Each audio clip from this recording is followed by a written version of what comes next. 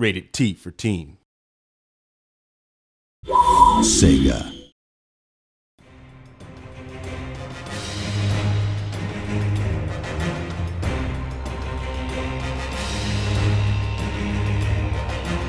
Well, we have three very unique factions that you're going to be playing with in Universe at War. Our first one is the Hierarchy. That's the big, kind of heavy, walking alien invader force that's here to pretty much just harvest everything from the planet.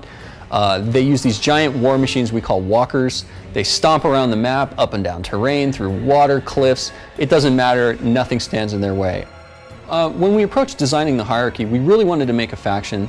Coming off of Empire at War and Forces of Corruption, you know, there were people that really loved the capital ships in the game, and the space battles, and these epic ships could just take so much punishment and damage.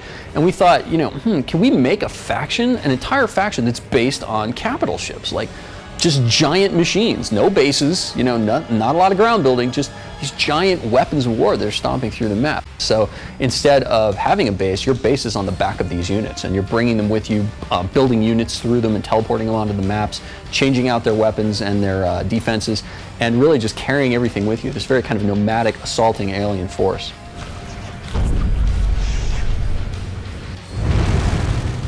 Our next faction up is Novus, who's the high-tech machine race that's followed the Hierarchy to Earth in an attempt to kind of sabotage their operations. The Novus design was based on sleekness, speed, and them being an ultra-clean race, a robotic race.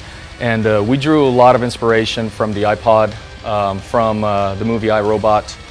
At first, they were very humanoid because the story of the Novus evolved, and they were, at one point, the race that was left over in the future from mankind. But as the story progressed, they became their own race. And so the units did have a lot of humanistic features to them, you know, the 2 legs, 2 arms. They were built for speed, and they were supposed to be the hit and run tactics. Part of that was the flow ability of the Novus through their towers. So the idea was the Novus didn't have to go from point A to point B just by running or flying. They could build these towers and they could flow through them. The Novus can basically break themselves down, travel as energy, cross the lines, and then reconstitute themselves on the other side. Our final faction is the Masari, and these are our ancient astronauts. Basically, you know, all those theories about did these ancient aliens visit Earth and, you know, inspire man, the Aztecs, the Egyptians? Yeah, they pretty much did, and these guys are insanely powerful, but yet kind of few in number because they've lost this massive war with the Hierarchy centuries ago. And so these guys are these ancient gods that have extreme technology, and very, very powerful, but kind of a limited number. And they're really fun because they're a very defensive faction where you get to build big bases, lots of defenses, and kind of slowly push out and destroy your enemies. And one of the ways we've done that is through the resource system for the Masari, which is very different than the other factions. They actually don't harvest anything. They just build these structures that generate resources over time, but they're very volatile. So while you can compact your base, the dilemma with the Masari is, well, I could stay in a corner of the map and really fortify, but if I do that, all of my resource generators, which are really volatile, are sitting in my base. And if one of these goes up, it could chain react and, like nuclear blasts, basically detonate your entire base.